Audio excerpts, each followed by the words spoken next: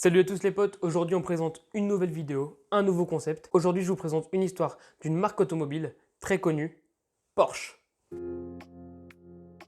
Donc l'histoire commence avec monsieur Ferdinand Porsche, né en 1875 dans une ville en République tchèque, donc avant ça s'appelait la Tchécoslovaquie. Il est plutôt issu d'une famille modeste avec 5 enfants, il est le 3e enfant et c'est plutôt une famille intellectuellement surdouée. Et dès son plus jeune âge, il se passionne pour l'innovation, la création de quelque chose. On va passer directement en 1893, donc à l'âge de 18 ans. Donc il commence sa carrière dans une compagnie d'électricité en Autriche, à Vienne, qui s'appelle Bella Eger & Company. Il commence en tant que chef mécanicien, n'ayant pas les moyens de s'inscrire dans une école universitaire à Vienne.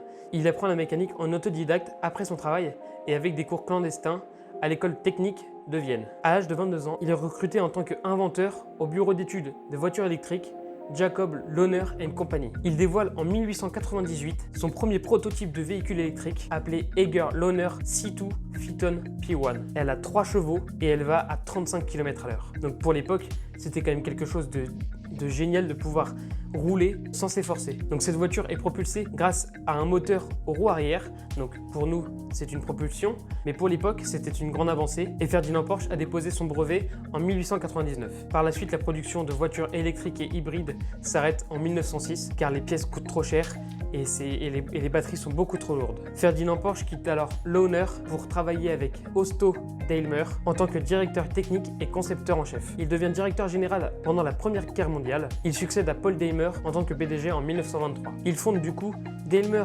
Mercedes-Benz entre 1924 et 1926 avec l'association de Daimler, de Mercedes d'Emile Jelinek et de Benz & Company de Karl Benz. En 1924, il conçoit la Mercedes-Benz S qui domine la compétition automobile dans les années 1920 et les années 1930. Ferdinand Porsche quitte en 1929 Daimler Mercedes-Benz suite à des désaccords avec les associés. Il fonde avec succès sa propre société de bureau d'études Porsche à Stuttgart. Il embauche avec lui son fils Ferdinand Anton Porsche et ses ex-collègues ingénieurs. Tous ensemble, ils conçoivent des véhicules pour plusieurs partenaires, donc Auto Union, ce qui deviendra ensuite Audi, les flèches argentées, ce qu'on appelle maintenant Mercedes, mais aussi les premiers prototypes Porsche avec la Porsche Type 12 en 1932 et la première Volkswagen Coccinelle en 1938. Après avoir créé sa société, Ferdinand Porsche a développé des véhicules et des équipements pour la Seconde Guerre mondiale. Il est à l'origine de plusieurs chars et de plusieurs véhicules tout-terrain. Porsche développe aussi un projet de super poids lourd appelé le Maus, mais qui n'aboutira jamais car le char pèse plus de 180 tonnes.